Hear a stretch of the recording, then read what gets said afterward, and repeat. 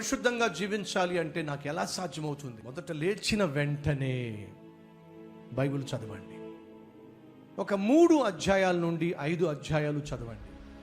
అన్న ఒక ప్రశ్న అన్న, 3 అధ్యాయాల నుంచి 5 అధ్యాయాలు నేను చదువుతానన్నా, కానీ ఆ 3-5 అధ్యాయాలు నేను చదవటం వల్ల నేను పరిశుద్ధంగా ఎలా జీవిస్తానన్నా?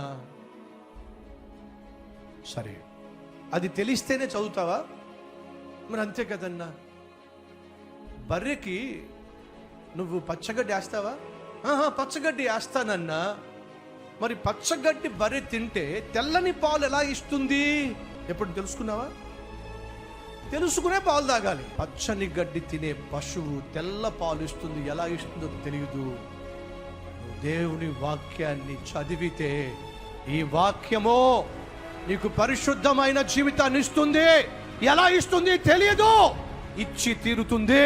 ఈ వాక్యంలో ఆ శక్తి ఉంది, ఈ వాక్యంలో ఆ దమ్ము ఉంది. ఈ లోకంలో ఉన్న ఏ గ్రంథాల్లో లేనటువంటి మహత్కరమైన శక్తి, ఒక పాపిని పరిశుద్ధునిగా మార్చగలిగిన, పరిశుద్ధునిగా తీర్చగలిగిన, పరిశుద్ధునిగా జీవింపగలిగిన మహాశక్తి ఒక్క బైబిల్లోనే ఉంది.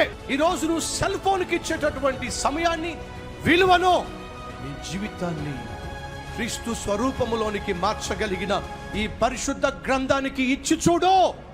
ఎంత అద్భుతమైన జీవితం నువ్వు జీవిస్తావు.